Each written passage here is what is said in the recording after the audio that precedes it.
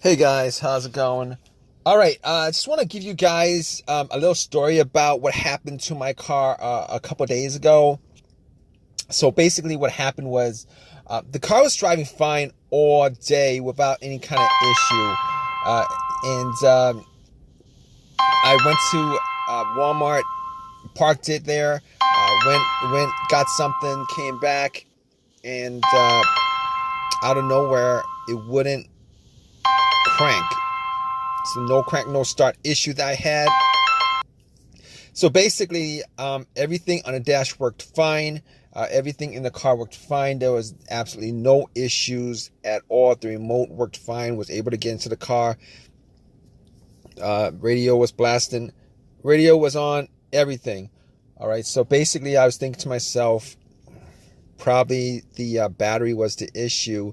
So what I did was I turned on the headlights, went out and checked out the beam, just to give me a gauge on how bright the headlights were. I could probably determine whether the battery was good or not. And the headlights were really bright. So right off the bat, I was thinking if they were that bright, I should at least get like a really slow crank if the battery was kind of low. Regardless, I had to check out where the battery was. I went and checked out where the battery was just to make sure that all the terminals were clean and they were tight. And I noticed that the terminals were a little bit corroded. There was some white bluish stuff on there. So what I did was I took out a bottle of Coke, poured it on the terminals, and was trying to clean it with some paper towels, and was able to clean it pretty good. Now, the terminals weren't super tight. I was able to wiggle it out, but they were snug in there, so I knew that it probably wasn't the terminal being loose that was causing the issue. And then after I cleaned it up, popped it back on, and tried to start the car, it did the same thing. It wouldn't crank, it wouldn't start, but everything else seemed to be working all right. So at that point, I was thinking to myself, all right, maybe it could be a weak ground wire. If you guys don't know what where the ground wire is, the main ground wire is pretty much the negative terminal, and most of the time it connects to the frame of your car. So I checked it just to make sure there was no corrosion, that it wasn't split or anything like that. There was no issues with it. So what I did after that was I had a battery pack that I bought a couple of months ago, because I had the same situation where I swapped out the battery. I was hoping that it was the battery, even though I swapped it out, considering I could actually just swap it out, at Walmart. So I actually put the battery pack on there. It was at 100%. Tried to start it, and still wouldn't start. So at that point, I knew it was probably not the battery.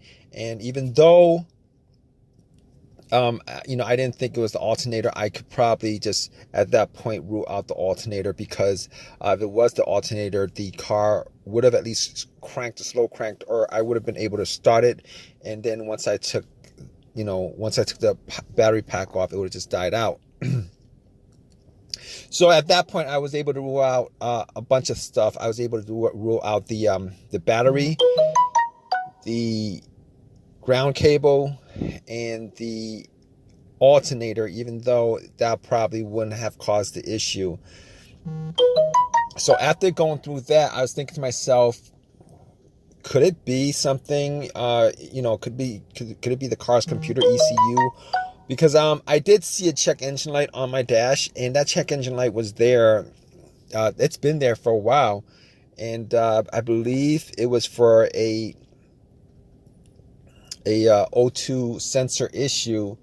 Now, I did have an OBD2 that I bought from Walmart, and it was a $19 OBD2, one of the cheap ones, and I pretty much hooked it on to my OBD port, and trying to make sure that I was actually getting a connection between the car's computer and the car itself. It did scan all the way through. Now, I'm pretty sure that that the OBD2 wouldn't actually pick up anything that would cause a no crank, no start situation for the most part, except if if if the car's ECU, the car's computer was, for some reason separated from the car. For what reason, couldn't communicate with the car. But anyway, regardless, I actually plugged it in. It scanned all the way through. Only code that popped up was the aux02 sensor code, and at that point, I was pretty sure that it wasn't anything to do with the car's computer, any codes that would cause it, and I actually had to move on to I had to move on to some other troubleshooting outside of that, because that wasn't causing the issue. So basically, I got to a couple of things, which were the fuses and the relays, which were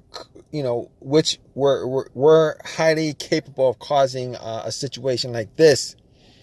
And got to the fuses, checked out all the fuses, just to make sure that none of them were blown. And I was actually looking at them. Now, I didn't have a fuse tester on me. I didn't think it was the fuses.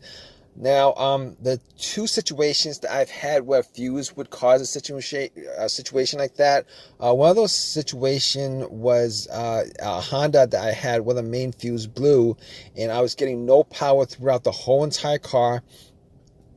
The main fuse was the fuse that connected the battery to the fuse box itself. And that was the previous situation that I have, and I'm pretty sure that wasn't the same situation that I had, so I could rule that out, because I was getting power to everything except it wouldn't start.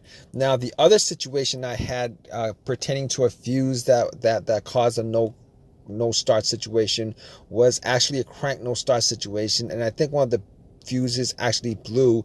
Then that fuse was connected to the ECU or the fuel pump. And I remember once I changed out that fuse, the car would crank, but it wouldn't stop. Once I changed out that fuse, it was able to start up. So I could rule out those two situations as being, related to a fuse issue that would cause this situation that I had. So, so basically, I could rule those things, the fuses out, and the fuses were pretty clean. I didn't smell any kind of burnt smell, and didn't see any kind of brownish, anything brownish, and a brownish appearance on top. So at that point, I was able to kind of rule out the fuses, not at 100%, but I was able to rule out the fuses for the most part. So basically, at that point, I had a situation where I was maybe, it could have been the relays or the starter. That's what the two situations that came up. But I didn't think it was the starter, because I did switch out the starter about, I would say I switched out the starter about a year and a half ago, and that was, it seemed like it was a starter issue, but I didn't really want it to be a starter issue, considering I only put maybe like 20,000 miles on my car, and I think they should last a lot longer than that. But anyway, before I even went there, I looked at the relays, just to see whether they had issues or not. Now, I couldn't make out whether the relays had issues, but I did get to the starter relay. I pulled it out. It looked like it was a bit dirty or whatever, but I had some rubbing alcohol, put it on some paper towel, and wiped the connectors, put it back in, try to start it. It really didn't do anything. Didn't change up the situation. So I was thinking it was a weird situation, because it would click every time I would I would try to start the car. It would click, but it wouldn't crank. It wouldn't crank at all. Normally when it clicks, it normally means that the relay is working, because that's what the relays do when there's electricity going through, that it clicks to connect the connection, to whatever it's relaying the electricity to. But regardless of that, I actually had another relay that I was able to swap out with that, and I actually was looking for another relay with the same, with this a similar relay in the box, and I was actually able to find one. And what I did was I took that relay out, and I swapped it with that with the other relay, and I went back and tried to start it, and guess what? Bam! It started up. It worked without a problem. And at that point, I knew that it was the relay that was the problem. All right. So it was a pretty easy fix. I drove to AutoZone, which was within that whole shopping center. Swapped out the relay, and that was like 3 days ago. Haven't had a situation since. I've been driving the car, turning it on, off, for 3 days. Haven't had that situation at all. So just want to give you guys, just gonna give you guys that story of a quick fix that I had of my car. If you guys are in the same situation, you guys watching this video, hopefully you guys have an easy of a fix as I had on my car. You guys have a comment, leave your comment in the comment section. Please give me a thumbs up. Please subscribe.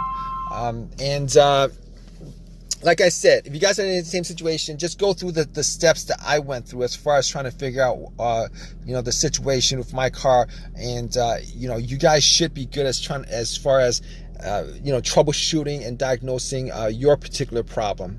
Take care, guys.